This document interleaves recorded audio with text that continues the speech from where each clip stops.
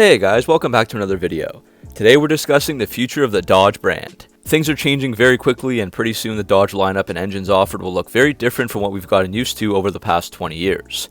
So we'll look at the current lineup, future vehicles and engines that the brand will sell like the Charger and Durango and more, basically covering everything we know about Dodge going forward.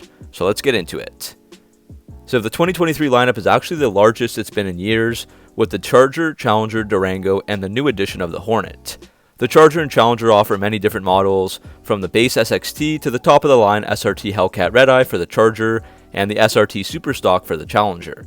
The Durango also starts with the base SXT and tops out at the SRT Hellcat. With the Journey and Grand Caravan both recently discontinued, the SUV void is filled by the new Hornet with GT and RT models. However, we do know that the L-platform Charger and Challenger are going to be phased out after the 2023 model year, and the Durango is expected to move away from the current unibody platform that it shares with the Jeep Grand Cherokee. But now we'll look at each of the models individually. So we'll go through the Hornet, Charger, Challenger, and Durango. There will also be more that we don't know about yet, as Dodge CEO Tim Kuniskis told MuscleCarsAndTrucks.com last November when asked about the Dodge lineup, quote, "I will tell you that it's more than today, and not even a little bit more than today.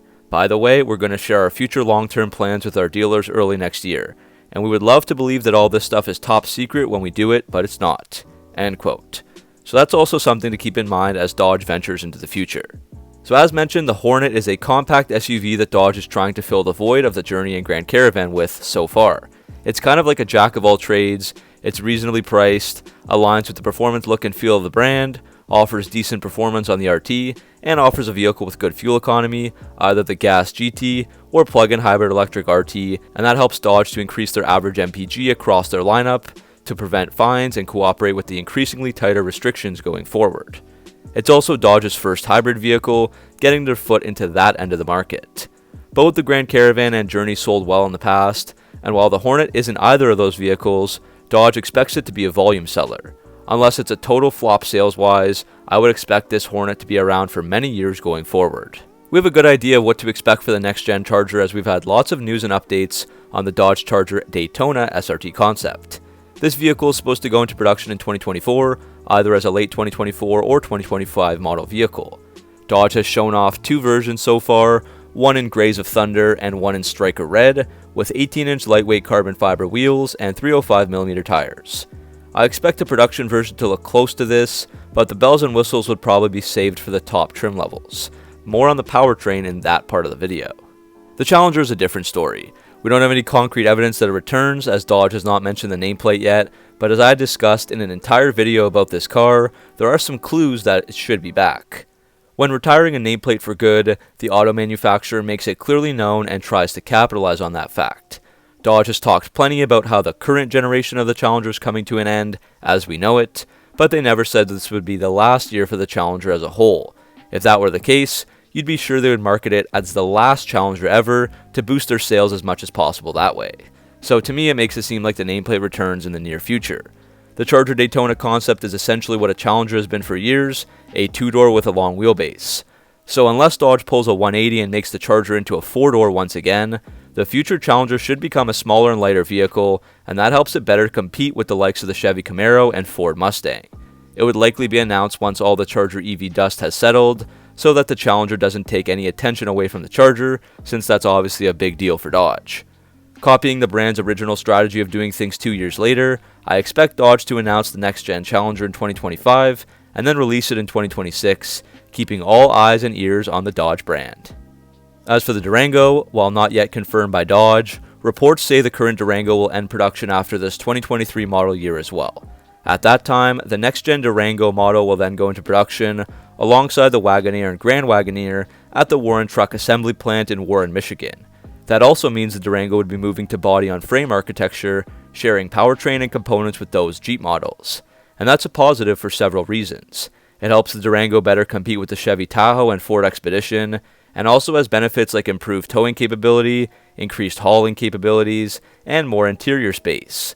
For example, certain Jeep Wagoneer models can tow 10,000 pounds, the Durango is at 8,700. It also will offer a cheaper, less premium, yet more muscular alternative to the Wagoneer and Grand Wagoneers, which can reach into six-figure territory.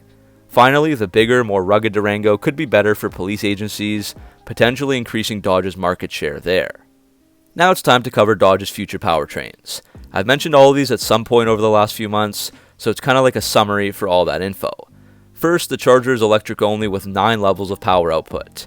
The entry-level model is called the 340 base, as it has 340 kilowatts, and that has 455 horsepower. The mid-range output cars are 440s thanks to 440 kilowatts, and that jumps up to 590 horsepower stock. Both the 340 and 440 have E-Stage 1 and 2 upgrades from direct connection, so the base models go from 455 horsepower to 495 all the way to 535 horsepower with E-Stage 2. The mid-range car started at 590 and goes up to 630 at Stage 1 and 670 at Stage 2. That represents 6 of the 9 power levels. The top models will jump up to the 800-volt Banshee as we talked about, and that will have its own E-Stage 1 and E-Stage 2 to add even more power. Dodge isn't giving that away yet, but the 2023 Maserati Grand Cabrio uses an 800-volt technology system with 3 300 kilowatt motors and a 760 horsepower rating, so that's probably the base number, and with the E-Stage upgrades we could see around 850 to 900 or more horsepower. Since the Charger is electric only, the Challenger seems like it would be powered by the new 3-liter turbocharged inline-6 Hurricane engines, of which there's a standard and high output. We've already seen these in the direct connection catalog and under the hood of the Jeep Wagoneer and Grand Wagoneer. Dodge is apparently retooling the Charger Daytona concept for a gas engine, but Dodge CEO Tim Kuniskis keeps saying the Charger is going to be EV only, so it makes sense to keep the Charger as the EV offering and the Challenger as the gasoline-powered vehicle. The drag pack, always based on the Challenger, will also have a Hurricane race version under the hood, so it makes sense to run the Hurricane in the next-gen Challenger, and that would also help to differentiate between the cars for buyers as well. Dodge can also use their next-gen ZF 8-speed automatic transmission, which has integrated hybrid technology and could lead to a hybrid Challenger as well. So both the standard and high output already put out more power stock than the 5.7-liter and 6.4-liter Hemis that they are competing with. This lighter, more compact Challenger, coupled with a hybrid transmission and better fuel economy than the Hemis, could be a recipe for success. The Durango, following the Wagoneer and Grand Wagoneer, should have these engines under the hood as well. Just to touch on the Hornet, the GT models get a turbocharged 2-liter inline 4-cylinder engine that makes 268 horsepower and 295 pound-feet of torque, paired with a ZF 9-speed automatic transmission. The RT uses a turbocharged 1.3-liter inline 4-cylinder from the Stellantis Global Small Engine family, and that packs a segment-leading 285 horsepower and 383 pound-feet of torque, and that's paired with a 6-speed automatic. So going forward, a 2024 Dodge showroom likely consists of the following: the volume-centric Hornet, a bigger body-on-frame Durango, a production version of the all-electric Charger Daytona concept, and a few years later, a new smaller and lighter Challenger. There will also probably be a few other additions to that if we take Tim Kuniskis' words seriously. So that's all for this video. What do you think about the future of the Dodge brand? Let me know down in the comments section below. Make sure to like and subscribe for all your Mopar content, and I'll see you in the next video.